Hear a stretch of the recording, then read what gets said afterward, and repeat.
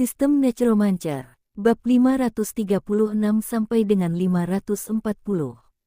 Bab 536 butuh sampel darah dari pemimpin. Macintosh tampak bingung dan berdiri di sana, tidak bergerak maju. Meninggalkan Treasure Island dan menjauh dari Emerald Sea berjalan lancar. Bagaimana mungkin seseorang tahu bahwa aku masih hidup? Sebuah amplop kosong juga dikirimkan ke tangan saya. Ragu-ragu untuk waktu yang lama. Lalu dia berjalan perlahan, mengambil amplop itu, merobeknya, dan memegang surat itu di tangannya. Kata-kata berwarna merah cerah muncul di depan mataku.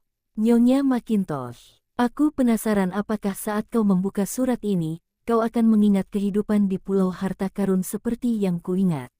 Anda tidak perlu terlalu khawatir, ini hanya balasan untuk cerita hiu. Waktu berlalu dengan cepat, dan Treasure Island tengah mengalami perubahan yang mengguncang dunia. Kawasan permukiman meluas, dan pusat perbelanjaan di pelabuhan beberapa kali lebih besar dari sebelumnya. Kafilah dari berbagai negara berdatangan ke Treasure Island membawa barang dan perwakilan, menjadikannya Treasure Island yang sesungguhnya. Old Barrel Tavern telah berganti nama, dan sekarang menjadi kedai yang sangat normal, tetapi bisnisnya jauh lebih sepi daripada saat Anda berada di sana.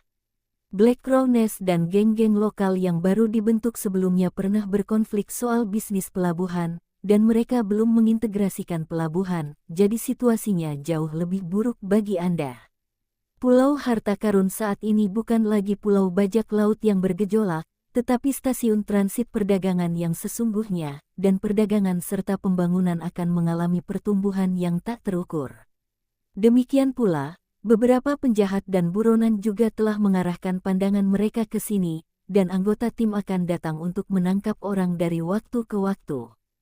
Terkadang saya berpikir, jika Anda masih berada di pulau ini sekarang, Anda pasti akan membuat keamanan pulau ini menjadi lebih baik. Lagi pula, kamu memang terlihat acuh tak acuh, tapi kamu punya rasa tanggung jawab yang kuat. Kamu lebih mencintai pulau ini daripada kami orang luar dan berharap pulau ini akan berkembang lebih baik. Jika Anda bersedia kembali, Island Owners Mansion akan memberi Anda dukungan dan membantu Anda membangun kembali Old Barrel Tavern. Saya berharap memiliki kesempatan untuk bertemu dengan Anda. Temanmu. Mata Macintosh melebar saat dia membaca surat itu. Surat yang dikirim Wu Heng padanya. Karena cerita tentang hiu, dia hanya menulis surat kepada Wu Heng. Ungkapannya masih agak samar. Jika Anda belum pernah bertemu langsung dengan Raja Bajak Laut dan Nabi Bajak Laut, sulit untuk mendapatkan informasi yang berguna meskipun Anda melihat suratnya. Terlebih lagi, rencana Raja Bajak Laut saat itu sudah memasuki tahap akhir, dan bahkan jika dia bereaksi, dia tidak akan berhasil. Tetapi jelas bahwa dia meremehkan asosiasi dan Wu Heng. Ketika mereka mengetahui melalui beberapa intelijen bahwa asosiasi tersebut telah menang, membasmi semua bajak laut di Laut Zamrud, dan Wu Heng menjadi pemilik pulau dan si Lagui menjadi Diaken. Dia juga agak terkejut dan tidak percaya. Dia menarik napas dalam-dalam dan melirik sekilas tulisan berwarna merah darah itu saat tulisan itu berangsur-angsur menghilang. Itu jatuh pada kalimat, jika kamu bersedia kembali, mansion Tuan Pulau akan mendukungmu. Matanya sedikit menyipit, apakah kau mengundangku kembali ke Treasure Island? Kau benar-benar berbeda dari yang lain. Semua huruf menghilang dengan sendirinya. Dia melemparkan surat itu ke dalam api dan membakarnya. Dia minggir, menuangkan segelas anggur untuk dirinya, dan duduk di dekat perapian, memperhatikan api yang menyala. Pup yang baru saja saya beli. Kok sesuatu bisa menemukanku lagi? Bagaimana dia tahu Shark Tale ditulis olehnya? Dia sudah tahu aku memalsukan kematianku. Pikirkanlah, setelah aku memalsukan kematianku, orang yang bertanggung jawab atas penyelidikannya adalah Wu Heng. Pulau Harta Karun, Macintosh bergumam, saya akan kembali, dan saya khawatir itu akan mengejutkan banyak orang. Keesokan harinya, pagi-pagi sekali, Wu Heng pertama-tama pergi ke asosiasi untuk memeriksa dan memastikan tidak ada hal khusus yang terjadi, lalu mengatur agar kendaraan lapis baja yang telah dikirim kembali ke istana. Dia juga pergi ke dunia zombie melalui pintu di ruang belajar. Di sisi lain masih asramaku. Dia membuka jendela ruangan untuk ventilasi, lalu mengeluarkan interkom dan menelepon Ki Hancai.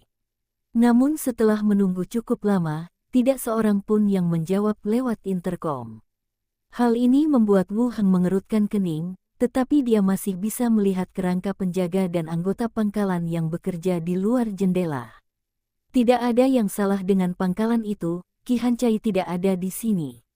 Saat keluar dari asrama, Wu Heng melihat seorang anggota pangkalan yang lewat dan bertanya, "Di mana Ki Hancai?" Melihat bahwa itu adalah Wu Heng, para anggota pangkalan segera menjadi hormat. "Kepala, kantor pusat datang untuk mengantarkan cetak biru hari ini. Saudari Ki pergi ke sana bersama konvoi pagi ini.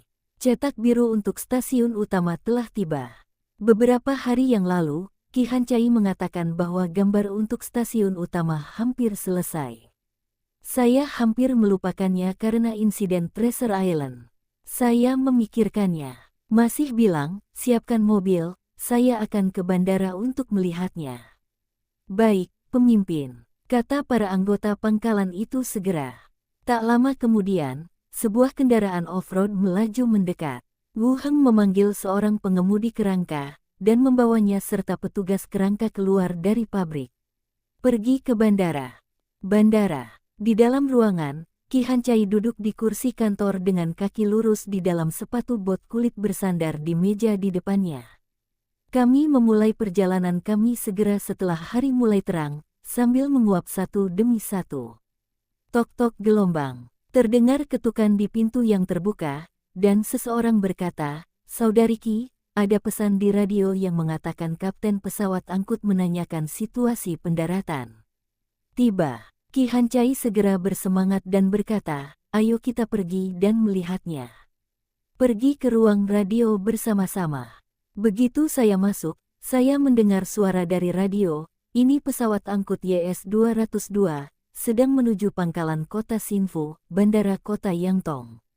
"Ini Bandara Kota Yangtong, silakan bicara." "Kami sedang mendekati lapangan terbang dan melihat beberapa binatang aneh berputar-putar. Kami akan segera kembali." Semua orang di ruang radio tercengang. Ki Hancai segera mengambil mikrofon dan berkata, "Jangan kembali. Itu unit terbang kami. Mereka sedang memeriksanya di udara. Kalian bisa mendarat dengan normal." Ada keheningan sejenak di seberang sana. Lalu, dengan nada sedikit bingung, "Apakah monster terbang itu milikmu?" "Ya, pasukan tipe naga. Aku akan menyuruh mereka meninggalkan langit sekarang. Kalian mendarat seperti biasa." Lalu ia berkata kepada tengkorak berkepala besar di belakangnya, "Suruh para naga kerangka itu meninggalkan tempat itu." Di langit, naga yang berputar-putar itu terbang menjauh. Suara itu terdengar lagi di radio, "YS-202 meminta pendaratan. Anda bisa mendarat. Landasan pacu sudah disiapkan." "Menerima." Setelah menutup telepon, Ki Hancai keluar bersama beberapa orang. Orang-orang di belakangnya berbisik, mereka tidak terlalu berani. Mereka hampir berbalik. "Omong kosong, benda-benda itu terbang di langit. Siapa yang berani mendekati mereka dan memberi tahu kita? Itu cukup sopan. Mengapa tidak ada jet tempur atau apapun untuk mengawal mereka? Sungguh mengesankan memiliki yang seperti ini, dan bisa membukanya untuk ditukar dengan persediaan. Peralatannya lengkap, dan kita tidak perlu datang ke sini untuk menukarnya dengan makanan." "Kamu benar." Berjalan keluar aula, sebuah pesawat angkut terlihat di kejauhan, turun di langit. Setelah agak jauh, ia berhenti perlahan. Pintu kabin terbuka dan beberapa sosok berjalan turun dari sana. Ki Hancai juga membawa orang dan segera pergi menemui mereka. Total ada 5 orang dari sisi yang lain. Pemimpinnya mungkin berusia 40-an, berambut pendek, berwajah persegi, dan mengenakan jaket panjang. Ia tampak dewasa dan tenang. 4 orang mengikutinya dari belakang, 3 orang mengenakan kemeja pendek dan tangan kosong, sedangkan 1 orang membawa koper hitam. Mereka berlima memandang sekeliling bandara, Ekspresi mereka penuh kecurigaan dan keterkejutan. Ada prajurit kerangka yang memegang senapan dan mengenakan baju besi kulit, pengemudi kerangka yang mengemudikan forklift untuk membersihkan puing-puing, dan mekanik kerangka yang mengganti ban pada kendaraan. Seluruh bandara bagaikan pangkalan yang terbuat dari kerangka. Tampaknya kerangka dapat melakukan semua pekerjaan. Ini benar-benar berbeda dari informasi yang dikumpulkan dari radio. Ki Hancai memimpin anak buahnya dan berjalan cepat. Ki Hancai, wakil kepala kota Xinfu, sambut para pemimpin dari markas besar. Haha, pria paruh baya itu tertawa dan menjabat tangannya sambil berkata, Lu Chang'an saat ini menjabat sebagai komandan tingkat 3 Korps Penanggulangan Bencana, yang bertanggung jawab untuk menegosiasikan kerja sama dengan pangkalan kota Xinfu. Kerja bagus, Komandan Lu. Sama-sama, panggil saja aku dengan namaku. Ki Hancai tersenyum dan berkata, silakan masuk, mari kita masuk dan bicara. Bagus. Beberapa orang memasuki lobi bandara bersama-sama dan berjalan ke ruang pertemuan yang telah dipersiapkan sebelumnya. Teh hangat dan kue-kue disajikan di meja konferensi putih panjang. Agak sederhana, tetapi di akhir zaman, membawa ini untuk mencari pelanggan dianggap murah hati. Ki Hancai dan Lu Chang'an duduk di kedua sisi meja kayu, sementara yang lainnya duduk di belakang. Lu Chang'an berkata langsung, kami membawa satu set cetak biru pembangkit listrik tenaga termal, 520 kg emas, dan 728 kg perak. Ki Hancai mengangguk sedikit, lalu gambar dan emas pun dikirimkan. Meskipun jumlah emasnya tampak cukup banyak, namun cukuplah untuk dikumpulkan dari jalan-jalan komersial tempat toko-toko emas terkonsentrasi di provinsi tersebut. Tidak ada yang mengejutkan tentang hal itu. Baiklah, syarat dan ketentuan pertukarannya akan tetap sama seperti yang kita sepakati sebelumnya, kata Ki Hancai. Lu Chang'an juga tersenyum, khawatir pihak lain tidak akan mampu menyediakan makanan karena dia sudah datang sejauh ini. Dia melirik ke belakang dan berkata, bekerja samalah dengan anak buah kepala Ki untuk membongkar barang dan melakukan inventarisasi. Seseorang berdiri dan mengikuti orang-orang Ki Hancai keluar dari ruang rapat. Lu Chang'an menoleh ke sisi lain lagi, tunjukkan daftarnya kepada kepala Ki. Koper itu dibuka dan sebuah daftar diletakkan di atas meja lalu didorong. Ini daftar barang yang bisa kami tukarkan. Kalau butuh sesuatu, pesan saja di sini. Kita bisa negosiasikan harganya. Ki Hancai menundukkan kepalanya dan melihat konten di atas. Senapan mesin, peluncur roket, radio dan rompi anti peluru juga ada dalam daftar. Tampaknya seperti perintah pengadaan senjata. Apakah kantor pusat sudah bisa memproduksi sebanyak itu secara normal? Tanya Ki Hancai penasaran. Ada lebih banyak lagi transaksi jenis ini daripada yang dilakukan oleh tim penyelamat provinsi. Lu Chang'an ragu sejenak dan menjelaskan, tidak juga. Hanya saja kita masih punya cukup persediaan. Membawa sebagian untuk ditukar juga bisa dianggap sebagai dukungan untuk kemampuan tempur berbagai tempat. Oh, begitu. Aku harus kembali dan membahas apa yang kau butuhkan. Serahkan kertas ini padaku dulu. Oke. Lu Chang'an mengangguk dan melanjutkan mengeluarkan 2 lembar kertas lagi dari koper. Sambil mendorongnya ke depan Ki Hancai, ia memperkenalkan, ini 2 hal lain yang ingin saya bicarakan. Yang pertama adalah pemeriksaan mereka yang memiliki kemampuan khusus. Kami memiliki cukup tenaga ilmiah untuk melakukan beberapa pemeriksaan terhadap mereka yang telah membangkitkan kemampuan khusus mereka. Ki Hancai langsung mengerutkan kening. Lu Chang'an langsung berkata, ini bukan masalah yang rumit. Hanya perlu beberapa sampel darah. Kita bisa mempelajari lebih baik perubahan apa yang menyebabkan begitu banyak kekuatan supernatural pada manusia. Bab 537 aku mengakuinya, jangan buang waktu. Ki Hancai tidak menjawab dan menatap dokumen di tangannya. Protokol dan instruksi tes kemampuan. Dengan kata lain, kantor pusat melakukan penelitian terhadap orang-orang dengan kemampuan khusus untuk melihat perubahan apa yang telah terjadi yang mengarah pada pengembangan berbagai jenis kemampuan khusus. Di masa lalu, Ki Hancai pasti akan mendukung pekerjaan ini. Saya tidak tahu berapa banyak orang yang menunggu kantor pusat mengembangkan obat untuk menemukan jalan keluar bagi mereka. Namun sekarang, idenya telah sedikit berubah. Di markas, hanya ada 2 orang yang telah membangkitkan kekuatan super. Kekuatan superku sendiri tidak jarang, tetapi pihak lain mengatakan ini ketika dia datang ke sini. Jelaslah dia menginginkan sampel darah Wu Heng. Sekarang pangkalan tersebut telah berkembang hingga titik ini, pangkalan di keempat kota mengandalkan Wu Heng saja untuk mendukung mereka. Bagaimana dia bisa dibiarkan mengambil risiko atau menghadapi bahaya yang tidak terduga? Komandan Lu, masalah ini juga perlu disampaikan kepada pemimpin kami. Saya akan memberitahu Anda jika sudah ada hasilnya.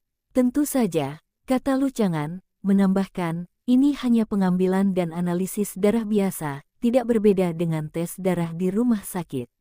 Jika ada terobosan, itu akan menjadi peristiwa besar yang mengubah situasi saat ini. Baiklah, aku akan menyampaikannya dengan jujur, jawab Ki Hancai acuh tak acuh.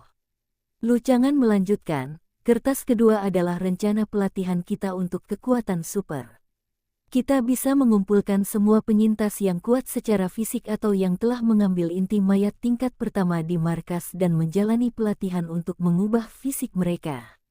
Setelah itu, mereka bisa mengambil inti mayat. Ini akan meningkatkan tingkat keberhasilan sebesar 10%, memungkinkan lebih banyak orang untuk membangkitkan kekuatan super. Ki Hancai melirik orang lainnya. Hal kedua masih tentang mengambil inti mayat dan yang terbangun. Tampaknya kantor pusat sangat mementingkan masalah ini. Serum virus atau semacamnya belum dikembangkan. Tanya Ki Hancai langsung, mengabaikan pertanyaan lain. Para penyintas saat ini berharap akan munculnya serum. Jika tidak, zombie akan menyebar terlalu cepat ke manusia. Gelombang. Belum. Atau lebih tepatnya, akan butuh waktu lama untuk menelitinya. Bukankah virus ini disebarkan oleh negara lain? Ki Hancai terus bertanya. Saat virus itu mewabah, radio dipenuhi kutukan. Sekalipun aku tidak terlalu memperhatikan perang virus, pasti akan ada yang menyinggungnya dan aku akan mengingatnya. Mungkin tidak, tapi itu virus yang lebih misterius, kata Lu Chang'an, nadanya menjadi serius. Ki Hancai juga menghela napas dan berkata, saya akan melaporkan masalah ini kepada pimpinan dengan jelas. Ketika sudah ada hasilnya, saya akan segera memberi tahu Anda. Baiklah, siapa nama pemimpin kota Xinfu? Nama belakangnya adalah Wu. Lain kali jika ketua Wu ada di sini, aku akan mengunjunginya secara langsung. Komandan Lu terlalu sopan, kata Ki Hancai, merasa sedikit bangga. Di antara semua tempat penampungan swasta di dunia, saya khawatir ini adalah satu-satunya yang dapat membuat CCTV begitu sopan. Ketika keduanya tengah berbincang, orang yang baru saja pergi itu kembali. Kesepakatan sudah selesai. Baiklah, kami akan kembali dulu. Kalau kamu perlu memesan sesuatu, beritahu kami sebelumnya dan kami akan mengantarkannya lain kali. Baiklah, Ki Hancai berdiri untuk mengantarnya pergi. Saat dia berjalan keluar, Lu Chang'an melihat kerangka-kerangka yang bekerja di sekelilingnya dan bertanya, bisakah kerangka-kerangka ini melakukan sesuatu? Kisah kerangka itu telah beredar di berbagai saluran, dan sebenarnya itu bukan rahasia. Namun tampaknya kemampuan mengendalikan kerangka hanya muncul di sini, dan tidak ada yang terdengar lagi di seluruh stasiun radio. Ki Hancai berkata, ia dapat menyelesaikan sebagian besar pekerjaan, tetapi terlalu maju dan masih agak sulit. Bagaimana dengan jumlahnya? Kelihatannya banyak sekali. Jawaban Ki Hancai bahkan lebih samar. Jumlahnya lumayan, hanya cukup untuk menjaga kita tetap aman. Lalu, pemimpinmu, kemampuan kebangkitan macam apa yang kau ambil? Saya tidak yakin tentang hal ini, dan tidak nyaman untuk menanyakannya. Haha, aku memang terlalu banyak bicara. Aku sudah semakin tua, jadi aku suka mengorek-ngorek. Setelah keluar dari lobi bandara, Lu Chang'an dan yang lainnya naik ke pesawat. Lalu ia mulai terbang ke langit. Setelah pergi, Qi Hancai melihat perlengkapan yang dibawanya, lalu berjalan ke aula. Baru saja berjalan kembali ke aula. Kemudian seorang anggota markas turun dari lantai 2 dan berkata, "Saudari Qi, pemimpinnya ada di ruangan di lantai 2. Saya ingin Anda datang." Qi Hancai tertegun dan segera berbalik. Wu Heng datang. Baiklah, aku mengerti. Dia setuju dan berjalan ke atas. Dorong pintu hingga terbuka dan masuk ke dalam ruangan. Lalu dia melihat Wu Heng duduk di kursi. Qi Hancai tersenyum dan bertanya, "Kapan kamu datang?" "Baru saja sampai juga." "Lalu kenapa kamu tidak pergi menemui orang-orang dari stasiun utama?" "Mereka banyak bertanya dan aku tidak bisa menjawabnya." Qi Hancai duduk di samping. "Lain kali, tidak ada bedanya antara kamu yang bicara padaku dan aku." Qi Hancai tersenyum dan kemudian menceritakan apa yang dikatakan pihak lainnya. Ada juga daftar senjata dan 2 perjanjian. Faktanya, dia juga mendengar bagian kedua percakapan itu, terutama sampel darah dan rencana pelatihan psikis. Faktanya, tidak ada satupun yang cocok untukku. Memanggil kerangka adalah kemampuan profesional seseorang dan tidak ada hubungannya dengan kekuatan supernatural. Tujuan pelatihan kemampuan khusus adalah untuk mengumpulkan lebih banyak tenaga kerja untuk kantor pusat dan mengumpulkan semua orang yang cakap dari seluruh negeri. Qi Hancai berkata, "Program latihan kekuatan super itu kedengarannya cukup bagus, tapi tetap saja tidak sebanding dengan ramuan yang kita punya di sini." Wu Heng menyesap teh dari cangkirnya dan bertanya, "Menurutmu, apakah lebih baik jika ada lebih banyak orang dengan kemampuan khusus?" Qi Hancai berpikir sejenak dan berkata, "Semua orang ingin menjadi lebih kuat. Sekalipun tidak ikut bertempur, menjaga kesehatan sangatlah penting dalam situasi saat ini. Orang-orang yang lemah di pangkalan rentan terhadap penyakit, dan obat-obatan yang dikumpulkan dari rumah sakit cepat atau lambat akan kedaluarsa." Wu Heng juga mulai memikirkan kalimat ini. "Hanya fisik yang bagus. Kita tidak dibutuhkan dalam pertempuran. Saya merasa kesehatan saya baik dan memiliki kemampuan lebih tinggi untuk menahan bahaya, jadi akan lebih baik." "Masuk akal." Wu Heng mengangguk, berdiri, dan berkata, "Ayo kita lihat kargo yang datang. Kalau kantor pusat bertanya tentang kedua perjanjian itu, bilang saja kau tidak setuju. Aku akan lihat pengadaan senjatanya nanti." "Bagus." Keduanya berjalan keluar ruangan bersama-sama dan pergi ke ruang terbuka di luar bandara untuk memeriksa gambar yang dipertukarkan serta emas dan perak. Ada kotak kardus tebal yang penuh dengan gambar-gambar, dan selain perhiasan, ada juga batangan emas dan perak. "Kali ini kami mendapat cukup banyak." Dia mengulurkan tangannya dan langsung menaruhnya ke dalam cincin luar angkasa. Pada sore hari, ia dan Qi Hancai serta yang lainnya berjalan-jalan di sekitar bandara, lalu mengikuti konvoi kembali ke pabrik militer. Buat salinan gambar sebagai cadangan, dan kumpulkan semua manual asosiasi yang disalin terakhir kali. Lalu masuki gerbang dan kembali ke Treasure Island. Keluar dari gerbang, ketika Wu Heng turun, Minnie dan yang lainnya telah menyiapkan makan malam. Duduk bersama di meja makan. Wu Heng bertanya, "Apakah semuanya baik-baik saja?" "Tidak apa-apa, semuanya normal," jawab Minnie. Envier juga mengatakan, "Semuanya pada dasarnya telah kembali normal. Balai kota sedang menyetujui pemberian pensiun bagi para Death Guard, dan mereka akan diserahkan kepada keluarga mereka dalam beberapa hari ke depan." "Ya, aku senang kamu baik-baik saja." Beberapa orang makan malam bersama. Wu Heng naik ke atas dan kembali ke ruang belajar. Dia duduk di meja dan melepaskan kedua hantu itu. Gelap lagi." Xiao Xiao menjulurkan kepalanya dari dinding dan mendesah. Glenda berkata, "Bukankah kamu bilang akan meningkatkan statusku dan Xiao Xiao?" "Aku lupa." Dahi. Wu Heng tersenyum, "Aku tidak lupa. Aku terlambat hari ini karena beberapa hal. Aku akan melakukannya dalam 2 hari ke depan." "Kenapa kamu terburu-buru?" "Saya tidak akan bilang saya sedang terburu-buru, saya hanya merasa itu cukup berbahaya terakhir kali, jadi bisa naik level itu sangat penting." Wu Heng setuju, "Saya akan mencoba yang terbaik." Ya, Glenda setuju. Wu Heng terus mengeluarkan semua gambar yang diperolehnya hari ini, dan berkata, maaf merepotkanmu. Ada apa? Kenapa kamu begitu sopan? Glenda melihat gambar-gambar itu. Saya punya beberapa cetak biru yang perlu Anda terjemahkan, lalu saya akan meminta tukang mesin untuk membuatnya, kata Wu Heng. Baiklah, aku akan membantumu dengan itu. Glenda setuju, menyingkirkan gambar itu, dan mulai membuat modifikasi dan anotasi. Xiao Xiao takut dia akan diberi pekerjaan semacam ini, jadi dia diam saja dan hati-hati membolak-balik komik di sudut. Wu Heng duduk di kursi dan mulai merenungkan apa yang dikatakan Qi Hancai. Rencana negara adidaya yang disebutkan oleh markas besar itu mengingatkannya pada rencana awalnya untuk dua dunia. Ramuan meningkatkan kebugaran fisik dunia lain dan memastikan bahwa dunia itu tidak dapat ditiru. Gulungan karir diberikan kepada penyintas yang dapat dipercaya untuk mengubah karir dan meningkatkan kemampuan mereka. Orang biasa dapat beralih ke profesi lain seperti prajurit dan petinju, sementara beberapa peneliti ilmiah dapat beralih ke profesi lain seperti penyelidik dan ahli gadget.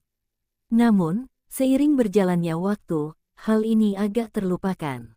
Kita bisa memindahkan Qi Hancai dan Li Yahong ke posisi baru terlebih dahulu dan melihat hasilnya sebelum mempertimbangkan yang lain. Setelah berpikir sejenak, langit di luar jendela sudah menjadi gelap. Wu Heng kembali ke kamar tidur dan pergi tidur untuk beristirahat. Keesokan harinya, pagi, Wu Heng pergi ke asosiasi dan mengeluarkan semua manual asosiasi dan pedoman tindakan asosiasi yang dicetak. Silagui mengeluarkan 2 lembar kertas dan mengamatinya dengan saksama. Bagus sekali, tulisan tangan dan kertasnya bagus. Ketika kita melakukan sesuatu, kita harus melakukannya dengan kemampuan terbaik kita, kata Wu Heng dengan percaya diri sambil duduk di samping. Sheila memanggil staf untuk memindahkan manual tersebut. Sebagian akan disimpan di asosiasi, dan sebagian lagi akan didaftarkan dan dikirim ke asosiasi penduduk lain di wilayah tersebut. Kemudian Silagui berdiri dan berkata, ayo pergi ke penjara bawah tanah.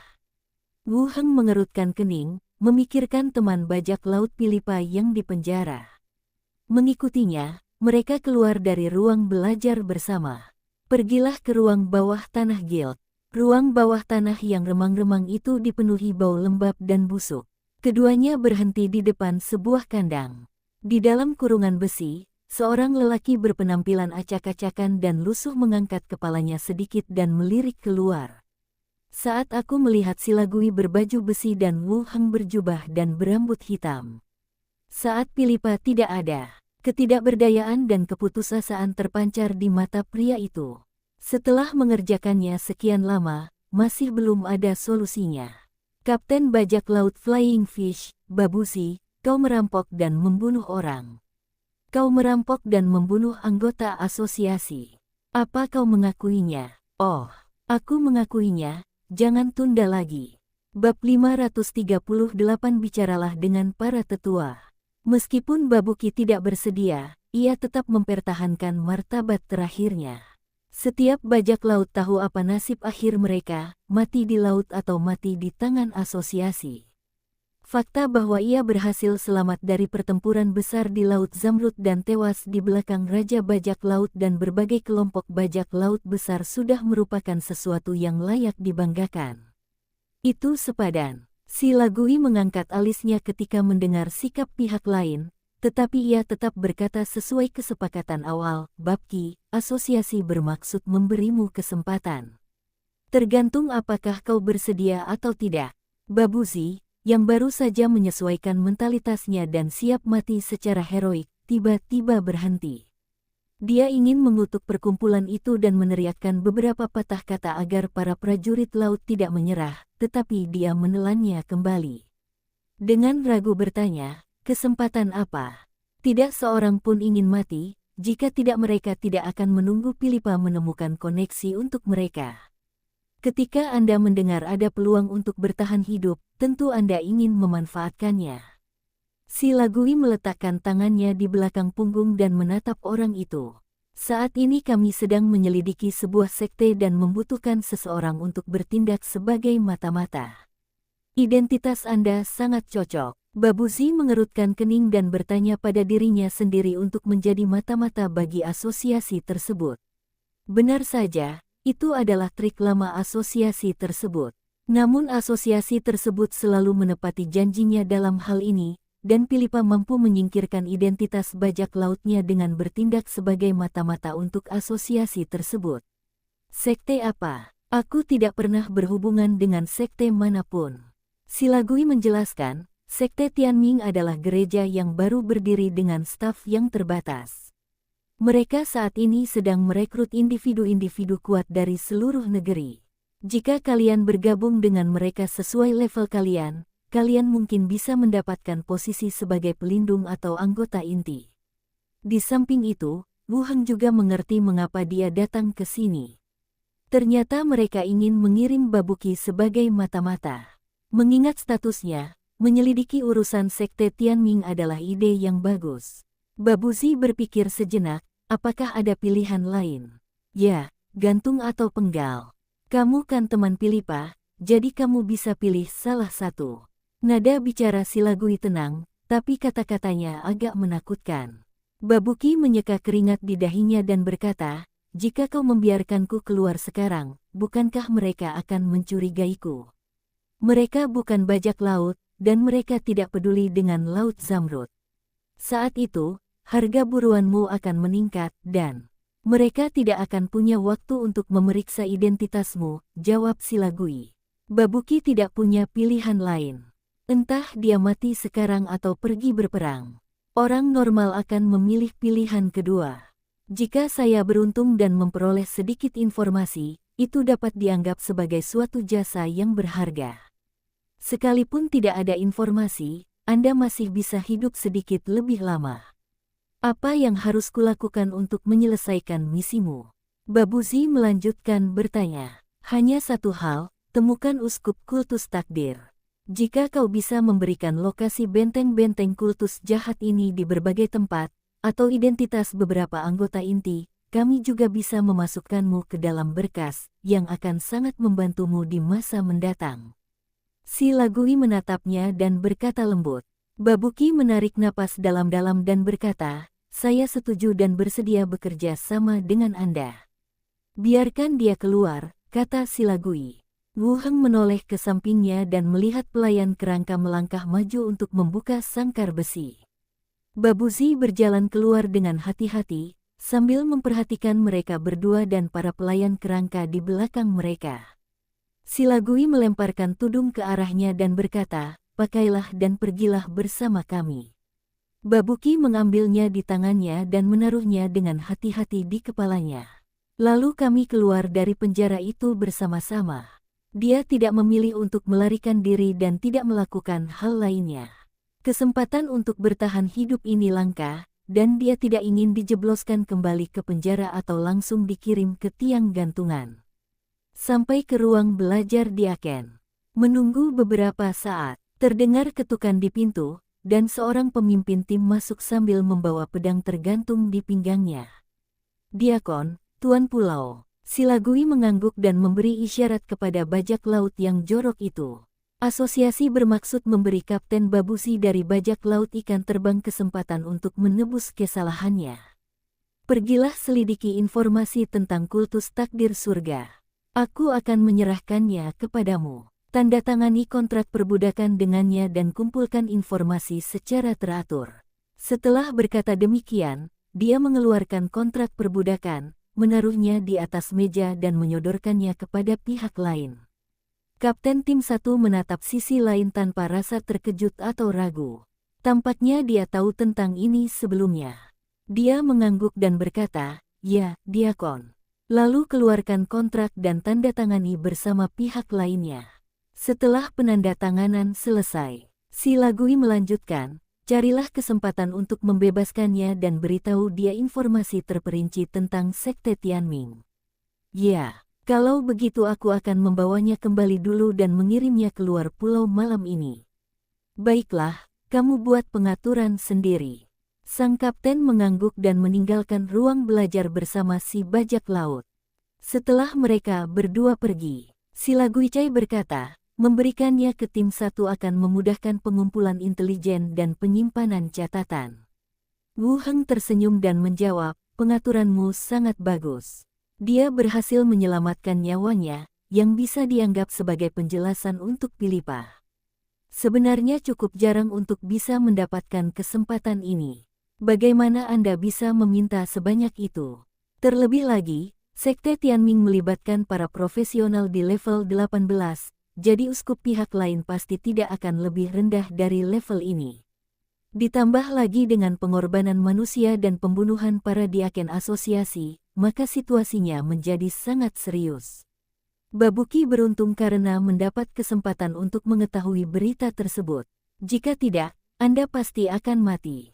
Saya khawatir kamu tidak puas, jadi saya akan menjelaskannya kepadamu. Kamu juga bisa memberitahu Philippa, tapi kamu tidak boleh memberitahu siapapun tentang ini. Ini harus dirahasiakan, kata Silagui sambil tersenyum. Baiklah, kalau begitu aku akan memberitahunya. Wu Heng mengangguk. Silagui melanjutkan, ngomong-ngomong, asosiasi itu tidak menyetujui pendanaan untuk pembangunan pelabuhan. Mereka bilang asosiasi itu seharusnya membantu keamanan lokal, dan pelabuhannya akan disediakan oleh Treasure Island. Ini bahkan belum disetujui. Wu Heng menyentuh dagunya. Saya merasa pembangunan pelabuhan akan menguntungkan bagi Treasure Island dan asosiasi. Pada akhirnya, hal itu tidak disetujui. Baiklah, saya bilang tidak. Kalau kamu bilang begitu, asosiasi harus membangun jalan untuk kota-kota lain. Bukan itu masalahnya. Pelabuhan khusus lebih nyaman bagi kami, tegas Wu Heng. Lagi pula belum disetujui, jadi tidak ada gunanya memberitahuku. Silagui mengerucutkan bibirnya. Tidak apa-apa. Kalau mereka tidak setuju, kita bisa memperbaikinya sendiri. Wu Heng tersenyum dan melanjutkan, apakah asosiasi punya kabar terbaru tentang alat penangkal hantu itu? Baru saja diantar. Saya rasa pasti ada perlengkapan yang sesuai, tapi sepertinya tidak akan diberikan secara cuma-cuma. Selama itu tersedia, kata Wu Heng. Keduanya duduk di ruangan dan mengobrol sebentar. Seseorang datang menemui Silagui untuk melaporkan sesuatu, dan Wu Heng tidak tinggal lama. Ia menyapa dan langsung meninggalkan perkumpulan, naik kereta kuda ke jalan mercusuar. Kereta itu bergerak maju perlahan-lahan. Tarik tirai kereta dan Anda dapat melihat para penjaga berpatroli di luar jendela. Setelah insiden dengan Destiny Child berakhir, jumlah penjaga yang berpatroli di pulau itu meningkat dan frekuensi patroli meningkat. Wu Heng juga mempertimbangkan untuk melengkapi setiap tim dengan walkie-talkie dan mendirikan pusat transmisi di pulau itu untuk memudahkan mobilisasi personel. Tak lama kemudian, kereta berhenti di depan Nautilus Tavern, dan Wu Heng turun lalu berjalan masuk ke dalam bar. Tidak banyak orang di pub saat itu. Hanya ada 2 meja tamu, minum dan mengobrol. Wu Heng menyapa Milison di belakang meja dan langsung naik ke atas. Memasuki kamar tunggal paling dalam. Begitu saya duduk, pintu didorong terbuka dan Philippa, mengenakan atasan coklat dan rok krem, masuk. Melihat Wu Heng, dia maju 2 langkah dan bergegas. Wu Heng berdiri dan menangkap sosok yang berlari ke arahnya. Jika aku tidak bereaksi tepat waktu, kamu bisa melompat keluar jendela. Mana mungkin? Philippa mendongak menatapnya. Sudah lama sejak terakhir kali aku melihatmu. Kamu baru saja kembali dari rumah Tuan Pulau 2 hari yang lalu. Ah, benarkah? Aku juga merindukanmu. Philippa bersandar di pelukannya. Wu Heng memeluknya dan menepuknya pelan, lalu berkata, aku datang ke sini untuk memberitahumu bahwa teman bajak lautmu akan dibebaskan dalam 2 hari ke depan. Jangan khawatir, benarkah? Aku sudah memilihkan makam untuknya. Wu Heng mengerutkan kening, apakah kamu ingin dia keluar atau tidak? Philippa langsung berkata, tentu saja. Akan lebih baik lagi kalau dia bisa keluar. Aku akan menjemputnya kalau dia sudah bebas. Wu Heng merendahkan suaranya dan menjelaskan, kalian tidak bisa menjemputnya. Silagui memberinya kesempatan untuk menebus kesalahannya dengan mengumpulkan informasi. Identitasnya dirahasiakan. Kalau kalian menjemputnya, pasti ada yang tidak beres. Mata Philippa melebar. Bisakah dia melakukannya? Banyak orang di luar seharusnya tahu bahwa dia ditangkap oleh asosiasi. Tidak apa-apa. Mereka bukan bajak laut dari Laut Zamrud. Mereka mungkin sudah pergi ke pedalaman. Baiklah. Hanya ini yang bisa kulakukan untuknya, kata Philippa. Yah, apa yang akan terjadi pada akhirnya tergantung pada nasibnya sendiri. Philippa mendekap wajah Philippa dan menciumnya erat-erat. Terima kasih, ayah. Ayah tetap yang terbaik. Wu Heng menepuk pinggang dan pinggulnya. Kamu pantas mendapatkannya. Setelah kerja kerasmu, aku senang mendengarmu bicara, kata Philippa, dan mulai melepas bajunya. Wu Heng tertegun dan meraih tangannya. Apa lagi yang bisa kulakukan? Tidur saja. Kamu. Philippa melirik ke bawah. Hari ini tidak nyaman.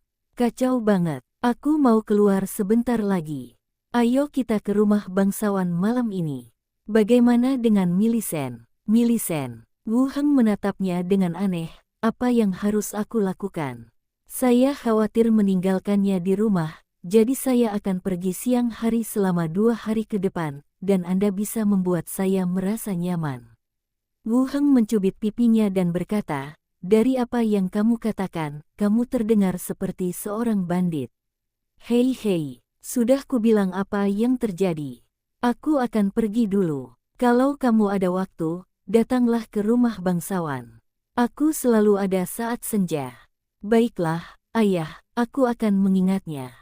Wu Heng menepuk kepalanya dan meninggalkan Nautilus Tavern. Saya pergi ke lokasi perluasan untuk melihatnya.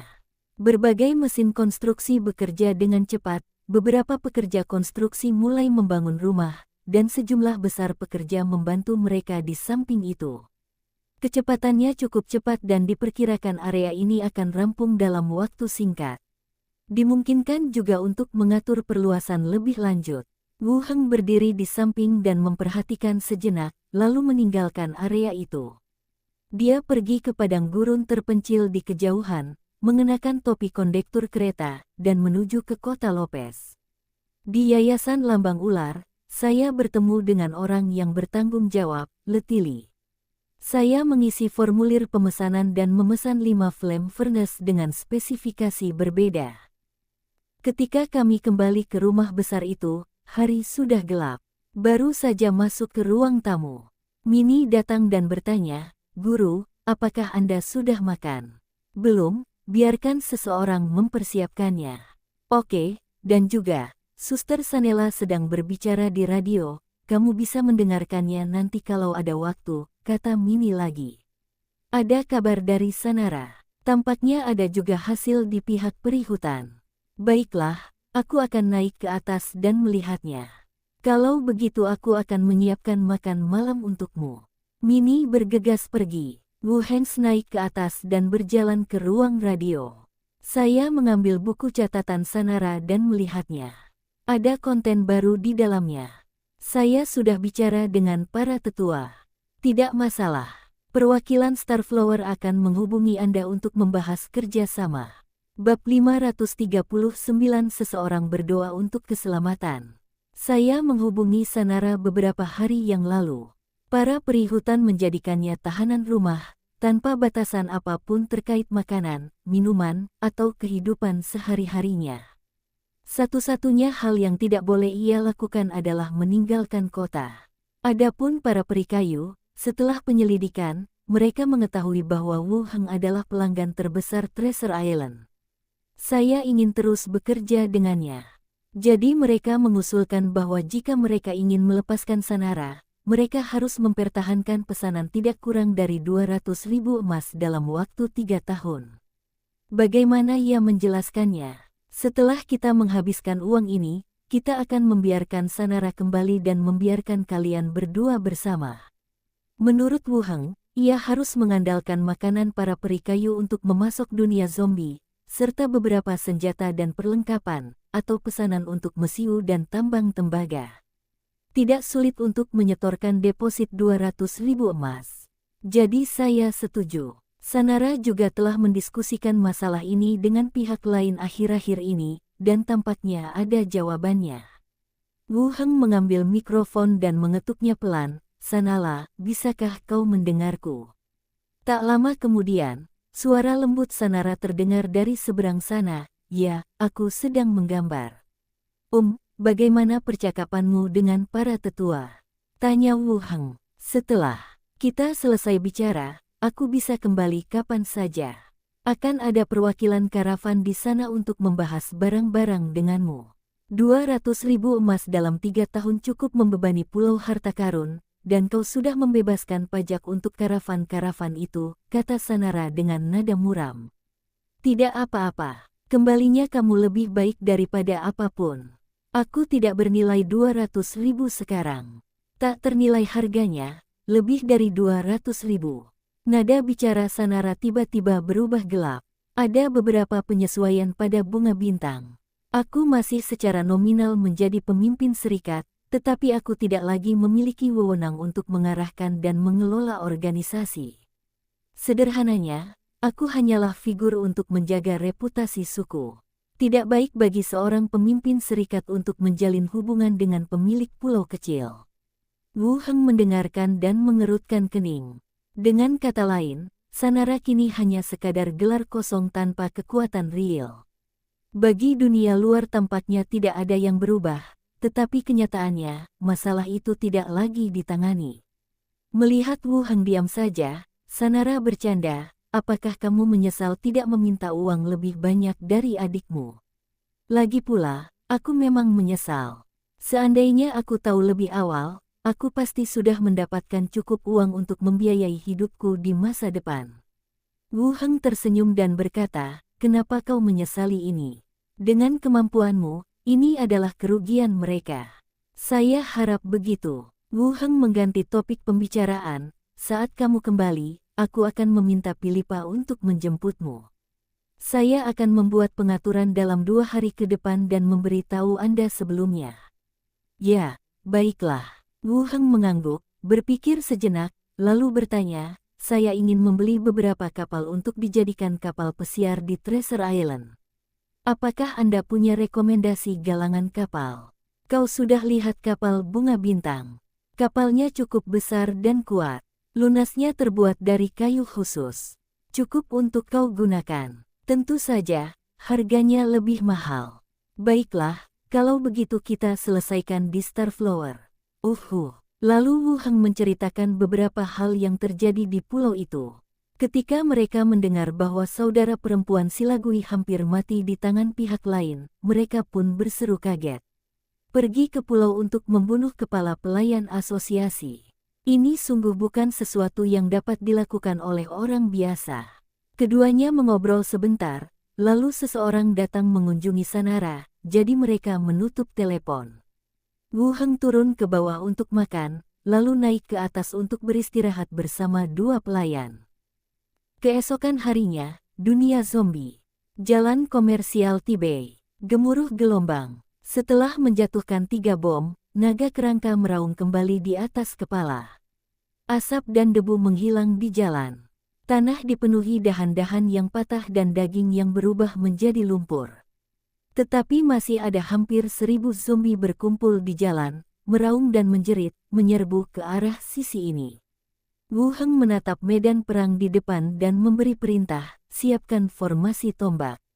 Tabrakan gelombang. Formasi tombak yang memenuhi seluruh jalan itu semuanya menghadap ke depan, membentuk tembok yang kokoh dan rapat. Pada saat yang sama, dia melambaikan tangan ke arah atap di satu sisi. Cahaya kuat muncul dari atas. Di depan formasi tombak, lingkaran sihir melingkar terbentuk. Ini adalah senter giok pemikat jiwa, buatan Wu Heng. Soul Capture Jade merupakan item langka yang diperoleh dari mengalahkan Soul Capture Mage terakhir kali. Efeknya adalah ia dapat menyerap sisa jiwa makhluk hidup atau mayat, tetapi syarat pemicunya adalah cahaya harus melewati batu giok dan memetakan lingkaran sihir di atas ke tanah. Wu Heng mempelajarinya untuk waktu yang lama. Saya menemukan senter dengan ukuran yang sama dan mengikatkan batu giok di bagian depannya. Nyalakan saja sakelarnya dan sorotkan ke tanah. Lingkaran sihir yang lengkap akan muncul. Sekarang setelah digunakan, batu itu dapat dipajang sepenuhnya, yang jauh lebih baik daripada menyalakan lilin dan menyinari batu itu dari belakang. Namun, efeknya di bawah sinar matahari akan melemah. Lokasi yang dipilih Wu Heng kebetulan terhalang oleh sebuah bangunan, dan lingkaran sihir berada dalam bayangan. Apakah benda aneh ini efektif melawan zombie tergantung pada waktu ini. Kalau berhasil, menaikkan level kedua hantuku tidak akan jadi tugas sulit lagi. Bahkan memungkinkan untuk membudidayakan sekelompok hantu tingkat tinggi. Jika tidak berhasil, maka kita hanya bisa pergi ke dunia lain dan mencari cara untuk mengubahnya menggunakan makhluk atau mayat biasa. Saat ia tengah berpikir, sejumlah besar zombie sudah menyerbu masuk. Bergemuruh dan penuh sesak, dia menabrak langsung formasi tombak. Tubuhnya tertusuk tombak, dan suara cakaran serta bilah pisau yang menusuk daging dan darah bergema di seluruh area tersebut. Wu Heng menatap seluruh area itu dengan saksama. Dua hantu, satu di kiri dan satu di kanan, juga menunggu dalam diam. Apakah ini akan berhasil? Jika mereka benar-benar muncul, bagaimana jika kita tidak bisa mengalahkan mereka? Tanya Xiao Xiao sedikit khawatir. Jiwa yang tersisa berada pada tingkat rendah, seperti yang tertulis di dalam buku, kata Wu Heng. Bagaimana jika buku itu bohong? Kalau sudah muncul, lihat saja dulu, imbuh Glenda, matanya juga tertuju ke depan. Ya, satu orang, dua jiwa berbisik. Medan perang di depan mulai berubah. Jiwa mengerikan yang tidak lagi berwujud manusia, seperti asap bening, perlahan melayang ke langit. Itu nyata, itu muncul, teriak Xiao Xiao sambil menunjuk. Wu Heng juga senang, mari kita lihat levelnya berapa. Bahkan belum level 5, kelihatannya seperti level 2 atau 3. Saat dia berbicara, sekelompok jiwa sisa melayang ke langit dari tanah, dengan ekspresi ganas dan bingung, berputar-putar di udara. Rasanya seperti ada seseorang di tanah, melepaskan gelembung-gelembung yang tak terhitung jumlahnya. Tapi kelihatannya sangat mengerikan. Bahkan belum level 5, tanya Wu Heng lagi. Bahkan di sini pun tidak. Kalau begitu, seraplah dengan cepat. Ini siang bolong, dan jiwa yang tersisa mungkin tidak akan bertahan lama sebelum menghilang, desak Wu Heng. Oke, Glenda terbang lebih dulu, menjerat sisa jiwa, dan menelannya di tengah raungan yang lain. Xiao Xiao mengepalkan tangannya dan menyemangati dirinya sendiri beberapa kali. Atas desakan Wu Heng, dia juga bergegas ke medan perang dan mulai menyerap. Untuk sesaat, para kerangka dan zombie di bawah bertarung, dan dua hantu di atas mulai memburu jiwa-jiwa yang tersisa yang naik ke udara. Level hantu meningkat ke level 10, konstitusi plus 1, persepsi plus 1, kecerdasan plus 2. Level hantu meningkat ke level 11. Level hantu meningkat ke level 13. Kedua hantu itu meningkat satu demi satu, terutama Xiao Xiao, yang mulai mengejar jiwa yang tersisa setelah merasakan tidak ada bahaya. Levelnya terus ditingkatkan. Sekarang dia tidak lagi bilang takut hantu. Dia mengejar hantu-hantu tak sadarkan diri yang berlarian di langit. Di kejauhan, di atas gedung perumahan bertingkat tinggi. Gadis jorok yang terbungkus selimut dan sedang memandang keluar jendela tiba-tiba membelalakkan matanya. Dia berbalik dan berteriak, "Bu, ada yang membantu para zombie bereinkarnasi. Aku melihat jiwa mereka naik ke surga." Bab 540 Fenomena Supranatural. Apa yang kau bicarakan? Jauhi jendela dan jangan sampai ketahuan oleh zombie di bawah. Dari belakang, suara wanita yang mengomel terdengar. Benarkah, ada begitu banyak jiwa di arah ledakan tadi? Pasti para biksu yang menyelamatkan para zombie di sana agar mereka tidak menderita lagi. Gadis itu masih melihat keluar jendela. Wanita paruh baya yang sama joroknya di belakangnya mengikuti pandangan orang lain dan memandang ke kejauhan. Langit kosong, di mana jiwa? Kadang-kadang, satu atau dua naga tulang dapat terlihat berputar-putar di langit di kejauhan. Berhenti bicara omong kosong, itu menakutkan. Bu, Apakah naga terbang bertulang ini yang membawakan kita makanan terakhir kali? Tanya putrinya lagi sambil memandang ke kejauhan. Ibu saya menutup rapat sebagian besar tirai, hanya menyisakan sedikit celah agar saya dapat melihat pemandangan di luar. Kelihatannya sangat mirip. Aku juga bersembunyi di kejauhan dan melihatnya, tapi aku tidak yakin apakah itu naga terbang jenis itu. Putrinya memiringkan kepalanya dan berpikir sejenak, mungkinkah seseorang dari kota Xinfu membunuh zombie di sana dan kemudian membebaskan jiwa orang yang meninggal? Bagaimana mungkin? Membunuh zombie tidak semudah itu. Bahkan tim penyelamat pun tidak bisa masuk, apalagi markas sipil seperti ini. Tapi merekalah satu-satunya yang mengirimi kita makanan. Apa yang kamu katakan itu cuma slogan-slogan yang diteriakkan di radio setiap hari, balas putrinya. Mereka akan datang menyelamatkan kita. Radio mengatakan mereka sedang mengorganisir pasukan. Putrinya berpikir sejenak dan berkata, kurasa kita harus keluar dan melihat-lihat. Para zombie itu telah terpancing pergi oleh pertempuran di kejauhan. Mereka seharusnya aman. Kalau kita turun ke bawah dan ketemu zombie, kita nggak akan bisa balik lagi. Terus, kita nggak akan bisa sembuh cuma dengan minum 2 obat flu, kata sang ibu. Tetapi, kita bicarakan nanti saja. Kita tetap harus berhati-hati. Saat ibu dan anak itu sedang berbincang, arus listrik tajam datang dari radio di belakang mereka, diikuti oleh suara-suara lemah yang terputus-putus. Ini tim penyelamat kota Xinfu. Kami telah tiba di jalan komersial Tibei dan telah membersihkan zombie di sekitar. Para penyintas di sekitar sini dapat mendekati kami. Kalian akan bertemu kerangka-kerangka dalam perjalanan ke sini. Mereka adalah prajurit kami. Mohon jangan menyerang atau memprovokasi kami untuk menghindari korban yang tidak perlu. Ibu dan anak itu tiba-tiba berbalik. Ada keterkejutan di matanya. Itu benar-benar markas kota Xinfu. Mereka benar-benar datang ke kota untuk menyelamatkan orang. Jalan komersial utama. Pertarungan antara kerangka dan zombie telah berakhir. Hantu-hantu yang berkeliaran di langit juga dikejar dan dimangsa satu persatu oleh Xiao Xiao dan Granda.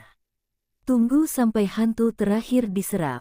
Level hantu meningkat ke level 15, konstitusi +2, kecerdasan +3.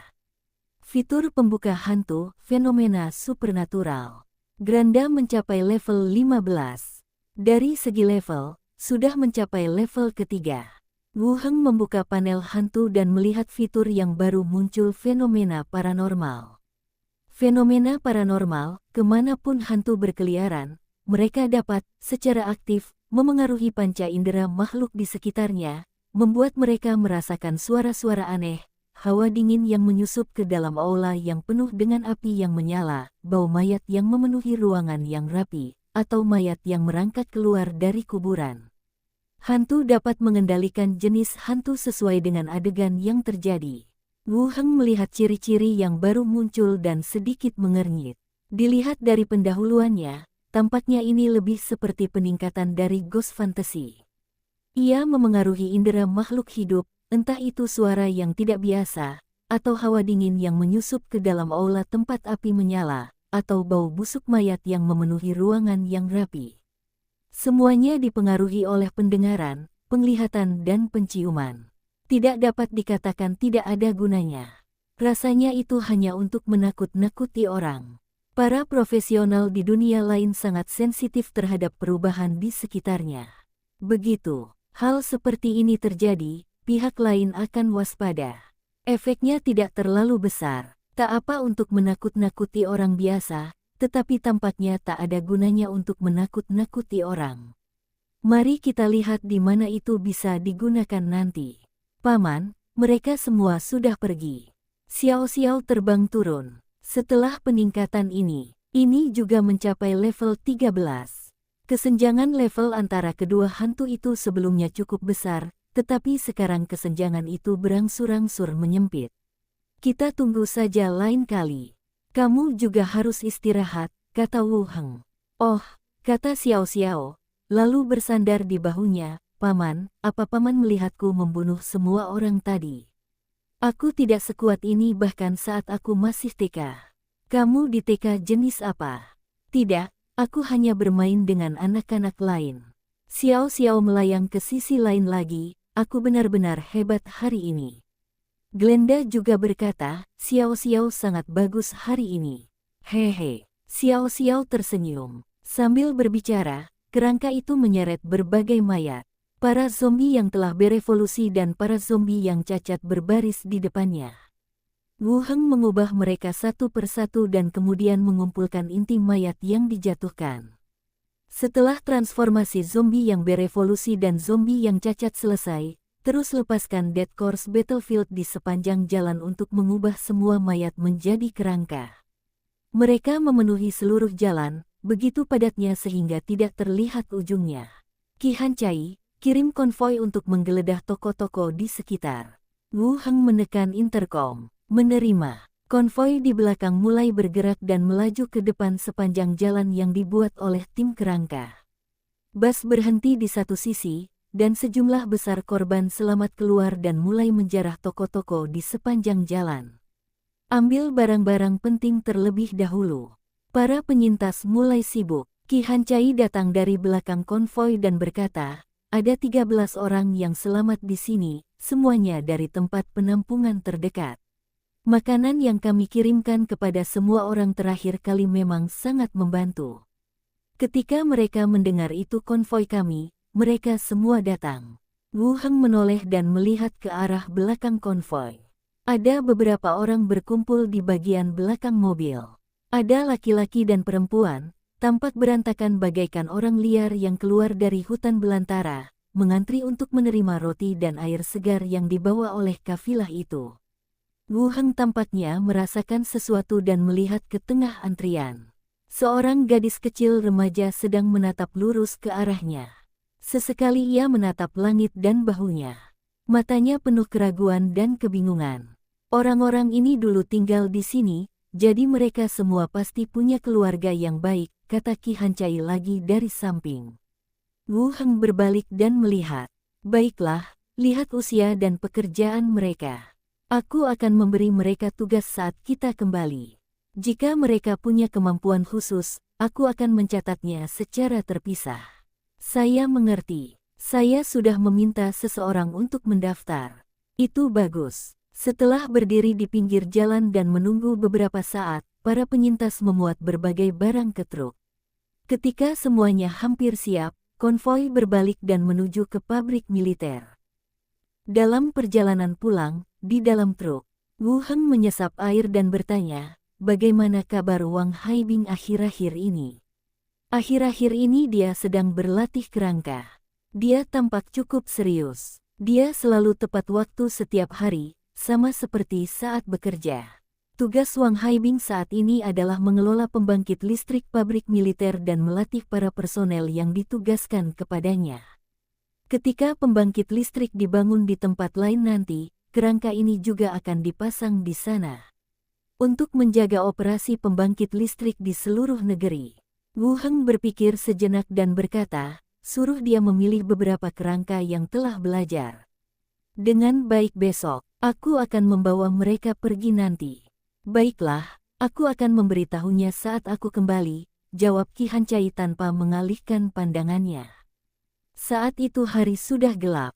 Konvoi itu menyalakan lampu depannya, menerangi sekelilingnya. Wu Heng terus bertanya, apakah stasiun utama sudah menghubungi Anda lagi? Saya menghubungi mereka dan menanyakan pendapat mereka. Saya bilang kami tidak mempertimbangkan kedua perjanjian itu, tetapi kami masih bisa melanjutkan pertukaran materi. Mereka bilang ini demi kebaikan semua orang, tetapi karena kami bertekad untuk tidak menyetujuinya, mereka membiarkannya begitu saja. Yah, selain transaksi antara kedua belah pihak, hal-hal lain tidak ada gunanya bagi kita, kata Wu Heng. Aku tahu, kata Qi Hancai sambil tersenyum.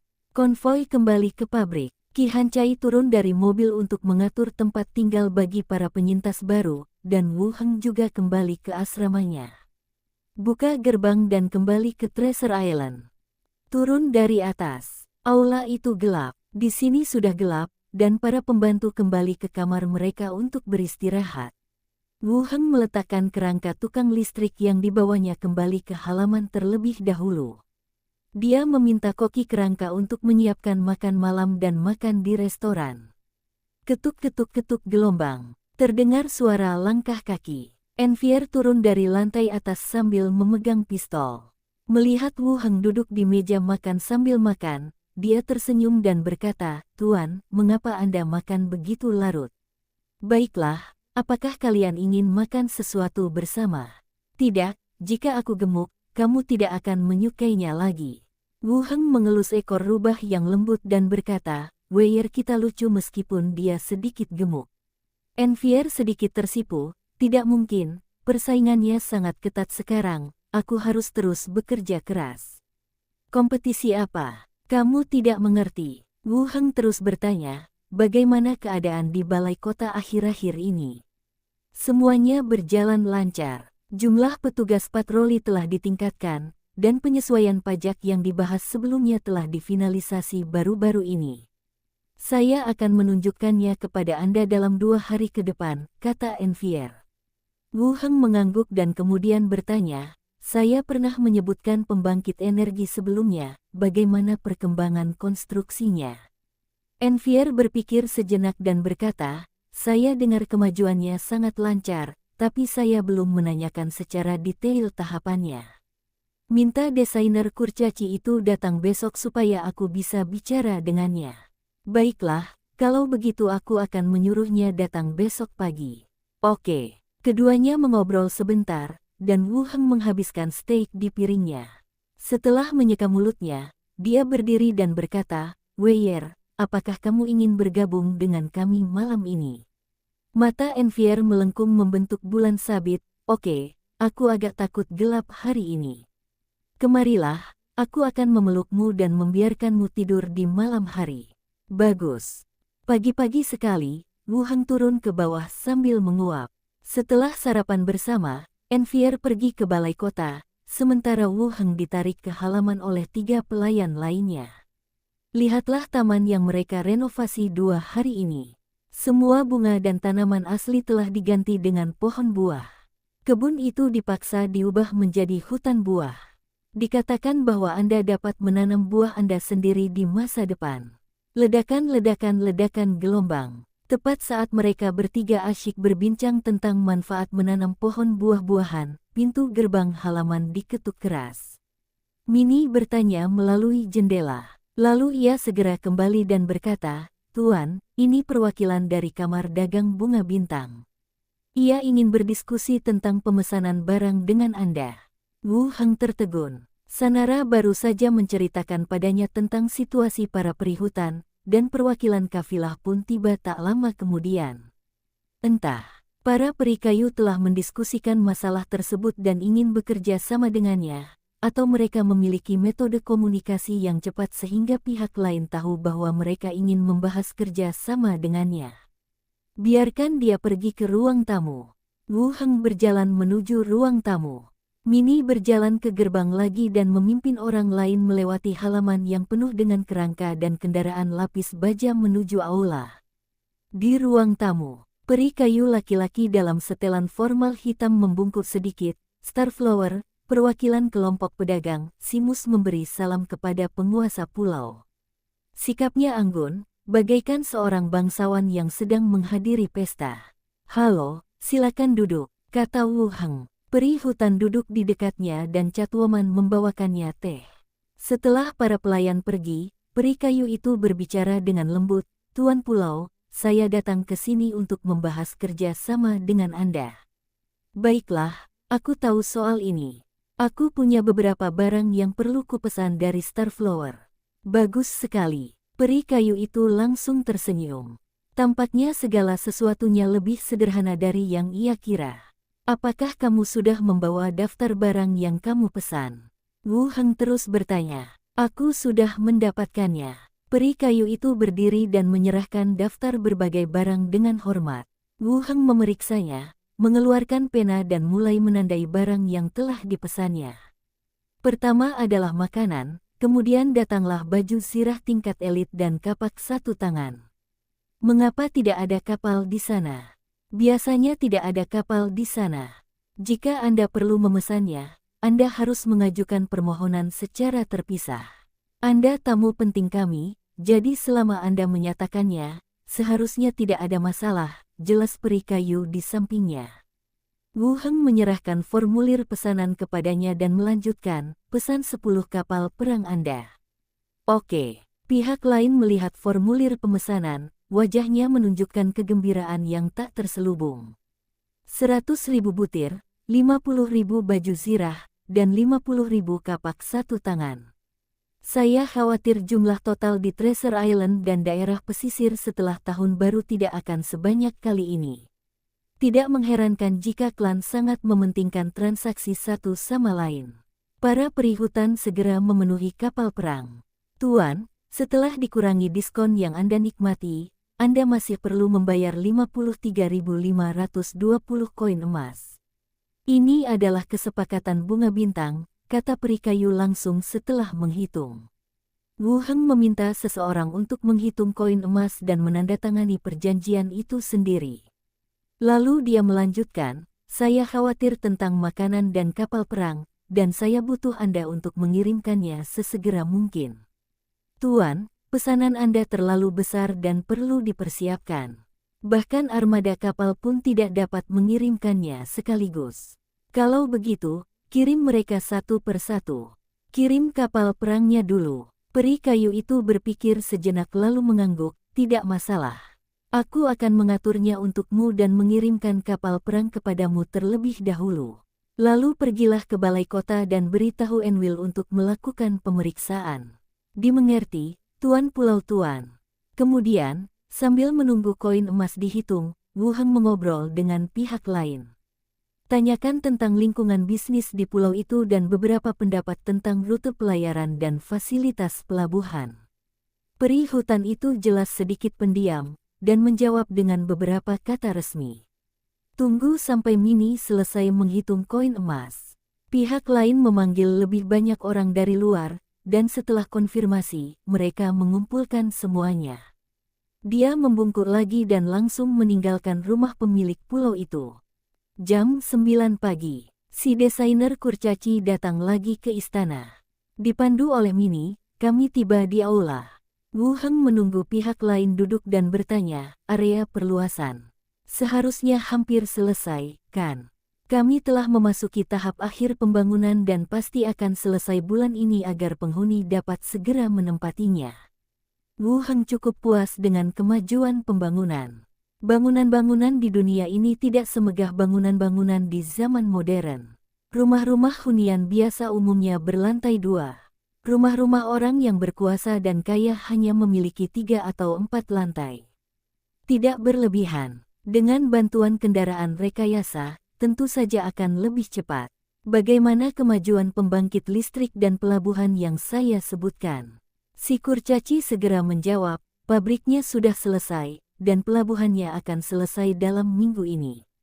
Bagus sekali. Saya akan memberitahu Anda jika ada perbaikan yang perlu dilakukan di pabrik. Ya, Tuan. Wu Heng berpikir sejenak, lalu melanjutkan, dalam beberapa hari ke depan, saya akan memilih gedung terpisah di belakang balai kota untuk Anda gunakan sebagai lembaga desain, dan Anda akan menjadi penanggung jawabnya. Ekspresi kurcaci itu langsung cerah. Ia melompat dari kursi dan memberi hormat. Terima kasih, Tuan. Saya akan berusaha sebaik mungkin. Pulau Harta Karun akan menjadi rumah kedua saya mulai sekarang. Baiklah, berusahalah sebaik mungkin. Kembalilah dulu, aku akan memberitahumu nanti. Baik, Tuan. Si kurcaci membungkuk lagi dan meninggalkan istana itu lagi. Dia dengan gembira menaiki kereta dan pergi. Sorenya, melihat tidak terjadi apa-apa, Wu Heng menyapa Mini dan langsung menuju ke dunia zombie. Aku duduk di kamar tidurku dan menunggu sebentar. Qi Hancai kembali dari luar dan memperkenalkan situasi di pabrik. Lalu dia berkata, Saudari Yahong sedang mengalami beberapa masalah. Ada apa? Salah satu tempat penampungan mengklaim bahwa orang-orang yang kami rekrut terlibat dalam perampokan dan pembunuhan, dan bahwa mereka adalah bandit di daerah tersebut pada saat itu. Pihak kami membantahnya, dengan mengatakan bahwa mereka telah dirugikan dalam transaksi sebelumnya dan menjebak mereka. Mereka berdebat di chat selama beberapa hari, dan tempat penampungan lain juga memperhatikan masalah ini dengan saksama. Jika terjadi kesalahan, hal itu dapat memengaruhi prestise pangkalan kami. Dalam situasi kiamat, orang-orang yang ganas dan kejam seringkali lebih mungkin bertahan hidup. Orang-orang seperti Yang Yitian dan Chen Jinlong sebelumnya adalah orang-orang seperti itu. Jika Anda kuat, kejam, dan mampu mengintimidasi bawahan Anda dapat membentuk pasukan kecil. Melawan penyintas bullying jauh lebih mudah daripada melawan zombie. Semua orang tahu bahwa hal terpenting adalah bertahan hidup dari kiamat. Akan tetapi, baik pangkalan tim penyelamat maupun beberapa pangkalan besar tidak akan merekrut orang-orang ini. Paling-paling, abaikan saja hal-hal ini. Wu Heng tidak pernah menyangka akan ada orang yang melaporkan penjahat seperti itu di antara orang-orangnya sendiri. Masalah apa yang sedang Anda hadapi? Saya tidak yakin siapa di antara mereka yang mengatakan yang sebenarnya, dan tidak ada tempat penampungan lain yang bisa bersaksi. Ada juga beberapa pangkalan yang melontarkan komentar sarkastis, yang sebenarnya cukup menjengkelkan, kata Qi Hancai. Ucapan sarkastis macam apa? Tanya Wu Heng lagi. Benar juga, apa gunanya melindungi rakyat sendiri? Ketika negara besar terbentuk, siapa yang tidak punya darah di tangannya? Wu Heng tertegun. Ini agak mirip diriku yang dulu. Jangan konyol. Wu Heng berpikir sejenak dan berkata, aku punya cara. Aku akan mengajarimu, dan kau bisa mengajarkannya kepada Li Yahong nanti. Metode apa? Wu Heng meletakkan patung tanah liat di atas meja. Tatap matanya. Jangan melawan, dan jangan mengalihkan pandangan. Qi Hancai menatap patung tanah liat itu sambil berlutut dan mengerutkan kening, agak menakutkan. Tetapi dia tetap melakukan apa yang dikatakannya dan menatap mata patung tanah liat itu. Wu Heng bertanya, apa pendapatmu tentang pangkalan saat ini? Qi Hancai berkata, pangkalan ini berkembang dengan sangat baik. Selama terus berkembang dengan stabil, cepat atau lambat pangkalan ini akan melampaui stasiun utama dan menjadi tempat perlindungan terbesar dan paling bergengsi. Setelah mengatakan itu, mata Qi Hancai sedikit melebar, seolah dia sedikit terkejut dengan jawabannya sendiri. Wu Heng kemudian bertanya, mengapa kamu ingin mengikutiku? Wajah Qi Hancai memerah.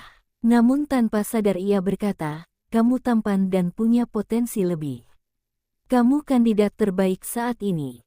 Saat aku bergabung, aku sudah beberapa kali mengisyaratkanmu, dan akhirnya, aku membahas rencana terakhir dengan Li Yahong. Melihat mukanya memerah, Wu Heng mengambil sapu tangan dan menutupi mata patung tanah liat itu. Mulutnya langsung tertutup rapat. Dia mengulurkan tangannya dan memberi isyarat agar dia menunggu sebentar hingga efek sampingnya hilang. Lalu dia berkata, fungsinya adalah membuat orang yang melihatnya secara langsung mengatakan kebenaran. Begitu ajaib, apa prinsip di balik ini? Jangan terlalu banyak bertanya tentang peninggalan kuno. Pastikan saja itu bermanfaat. Wu Heng melanjutkan, efek sampingnya adalah setelah bertanya, Anda akan kehilangan kemampuan bicara untuk sementara waktu. 2 pertanyaan dan Anda akan kehilangan kemampuan bicara selama 2 menit. Semakin banyak pertanyaan yang Anda ajukan, semakin lama Anda akan kehilangan kemampuan bicara. Detektor kebohongan. Itu bisa dimengerti, Wu Heng mengangguk. Baiklah kalau begitu, aku akan mengirim seseorang untuk mengantarkannya ke Li Yahong besok. Bisa. Qi Hancai berkata dengan canggung lagi, aku hanya bilang padamu untuk tidak memberitahu siapapun, bahkan Li Yahong. Oke, rahasia kita. Setelah mengatakan ini, Qi Hancai berpikir sejenak dan berkata, ngomong-ngomong, hari ini saluran provinsi diduduki oleh tim penyelamat provinsi, dan mereka menyerang kota. Mengapa kamu tiba-tiba berpikir untuk menyerang? Mungkin kita menekan mereka. Kita terus memasuki kota untuk membasmi zombie dan menyelamatkan para penyintas. Tidak baik jika mereka tidak bertindak, Qi Hancai menganalisis. Ya, ini bagus untuk para penyintas. Seharusnya kita sudah melakukan ini sejak lama. Semakin lama kita menunda, semakin kuat zombie-zombie itu. Jalan Jiuhua. Suara siulan yang menembus udara bergema di seluruh jalan. Lalu, granat berjatuhan seperti tetesan hujan. Dalam sekejap, api membumbung tinggi ke angkasa dan ledakan dahsyatnya memekakkan telinga. Bangunan-bangunan berguncang hebat, dan kelompok-kelompok zombie terkoyak, dengan daging dan anggota tubuh beterbangan di mana-mana. Para zombie itu menjerit dan melihat sekeliling dengan cepat, lalu melihat konvoi lapis baja datang dari kejauhan. Dalam sekejap, mereka berkumpul menjadi sebuah aliran deras dan menyerbu maju sambil meraung. Ledakan gelombang, ledakan gelombang. Senapan mesin meledak, dan peluru senapan mesin saling terkait menjadi jaring besar. Para zombie yang menyerbu jatuh berjatuhan berkelompok seperti gandum yang dipotong, menumpuk menjadi gunung mayat yang besar. Penembak senapan mesin, perhatikan penggantian pelurunya. Kendaraan lapis baja, singkirkan zombie cacat di depan. Tetaplah tenang, persiapan kita sudah cukup, dan kemenangan adalah milik kita. Perintah dikeluarkan satu demi satu melalui interkom. Semua orang terus menumpahkan amunisi dengan cepat. Tiba-tiba, kelompok zombie yang menerjang maju tiba-tiba berhenti. Mereka berpencar dan bersembunyi di balik bangunan-bangunan di kedua sisi jalan. Seluruh jalan langsung kosong, hanya mayat-mayat yang tersisa menutupi tanah. Semua orang menatap dengan mata terbelalak, agak bingung. Apa yang sedang terjadi? Puluhan ribu zombie benar-benar berpencar dan bersembunyi pada saat yang sama. Apa yang sedang terjadi?